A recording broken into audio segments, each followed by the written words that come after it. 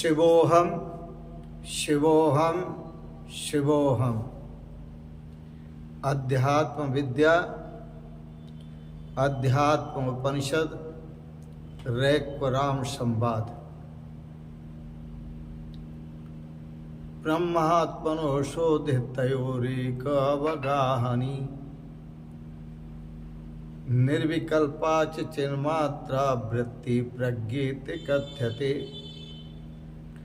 अर्जुन ने द्वितीय अध्याय में, गीता दर्शन के द्वितीय अध्याय में पूछा था, स्थित प्रज्ञस्य का भाषा।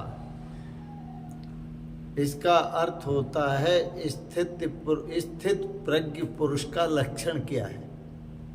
भाषा का मतलब लक्षण। यहाँ वह लक्षण बताते हैं। ब्रह्म आत्मनो शोधितयोर एक भावा अवगाहिनी, जिसकी वृत्ति ने ब्रह्म और आत्मा को शोध लिया। शोधने का अर्थ है जो ब्रह्म है, ईश्वर अंश जीव अविनाशी, जो ब्रह्म है वही जीव है, जो जीव है वही ब्रह्म है। जगद्गुरु शंकराचार्य ने कहा, जीवो ब्रह्मैव नापरः। जीव ब्रह्म से कोई अतर नहीं है, कोई दूसरा नहीं है। तो ब्रह्म आत्मनो शोधितयोरेकः, शोधन करने का पता चला, तयो एकः, दोनों ही एक हैं। भावा अवगाहिनी, ऐसी वृत्ति जिसके पास है वह निर्विकल्प होती है, वह चेतन मात्र होती है, और इसी वृत्ति को प्रज्ञा वृत्ति कहते हैं। फिर कहूँ आपसे, ब्रह्म आत्मनो शोधितयोरेकः, ब्रह्म और आत्मा का शोधन करने पर एक अद्वितीय ब्रह्म तत्व का अनुभव हुआ।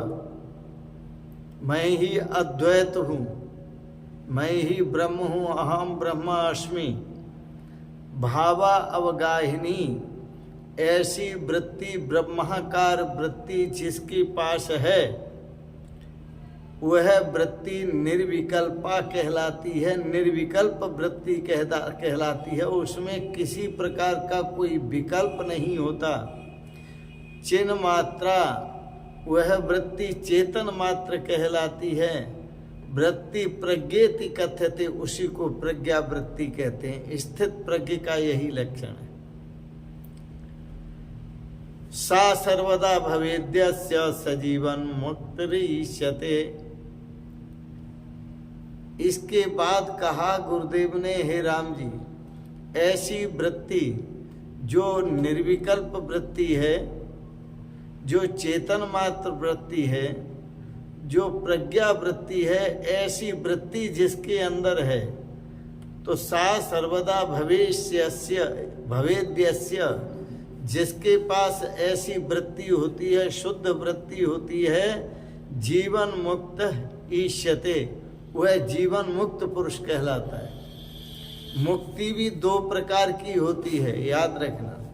एक जीवन मुक्त, एक मृत्यु के बाद मुक्ति, और एक और तीसरी एक मृत्यु जो है, मृत्यु के बाद मुक्ति। तो जो मृत्यु के शरीर के मृत्यु के बाद मुक्ति होती है उसको तो सब जानते हैं, और ये कहते हैं अब ये मुक्त हो गया। लेकिन वस्तुतः जीवन मुक्ति को सभी नहीं जानते, और न सबको जीवन मुक्ति उपलब्ध होती है। पर याद रखना, जीवन मुक्ति उसी को उपलब्ध होती है जिसने ब्रह्म आत्म भाव का शोधन कर लिया है, और जिसकी वृत्ति निर्विकल्प हो गई, जिसकी वृत्ति चेतन मात्र हो गई, जिसकी वृत्ति एक ब्रह्मात्मिक भाव में स्थित हो गई, ऐसी जो वृत्ति है इसी को प्रज्ञा वृत्ति कहते हैं। और ऐसी वृत्ति जिसके पास होती है वह महापुरुष जीवन मुक्त होता है।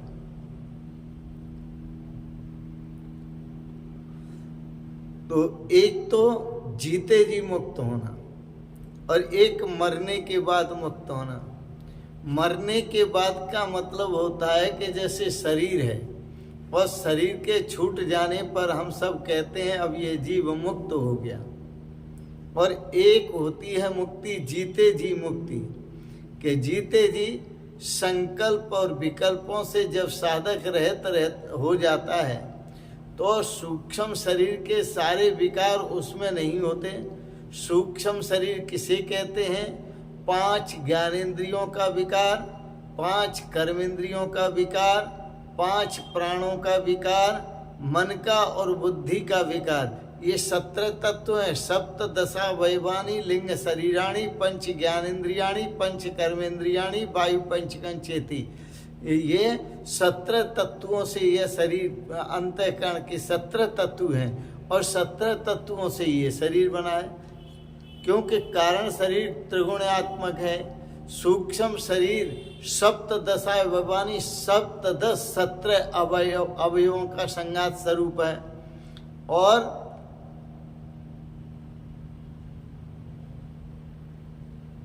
उस सूक्ष्म शरीर के आधार पर ये स्थूल शरीर निर्मित हुआ है। तो यहाँ सूक्ष्म स्थूल शरीर की बात नहीं करते, स्थूल शरीर की बात नहीं करते और कारण शरीर की भी बात नहीं करते।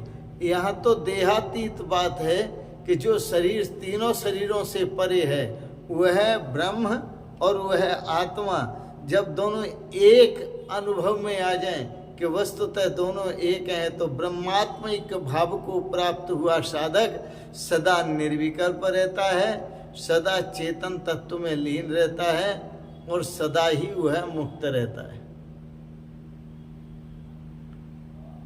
आप भी चाहें तो यह स्थिति प्राप्त कर सकते हैं, लेकिन ये गुरुओं का प्रसाद है, सतगुरुओं का प्रसाद है।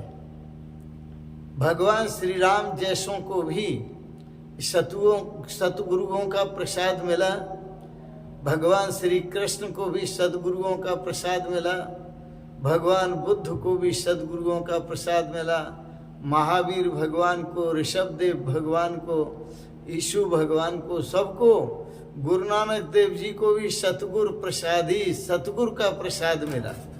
तो जब सतगुरु का प्रसाद मिलता है तभी हमें श्रेय की प्राप्ति होती है। स सर्वदा भवेद्यस्य स जीवन मुक्त ईष्यते। तो जिसकी वृत्ति चिन्मात्र हो जाती है, निर्विकल्प हो जाती है, स्थित प्रज्ञा स्थिर हो जाती है, तो वही साधक सर्वदा जीवन मुक्त होता है, जीते जी मुक्त होता है। जैसे शरीर का पेडल मार दो फिर न मारो तो भी चल रही है,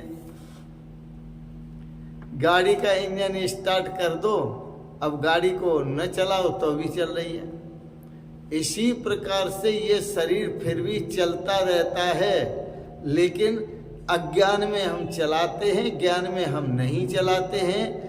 अज्ञान में हम अपने को कर्ता समझते हैं, ज्ञान में हम अपने को अकर्ता समझते हैं। और अज्ञान में हम दुखी होते हैं, सुखी होते हैं, और ज्ञान में हम अनंत आनंद के सागर में लोटपोट होते हैं, अनंत आनंद के सागर की मस्ती को लेते हैं। तो इन शब्दों के साथ ही आज के प्रसंग को यहीं विराम देंगे।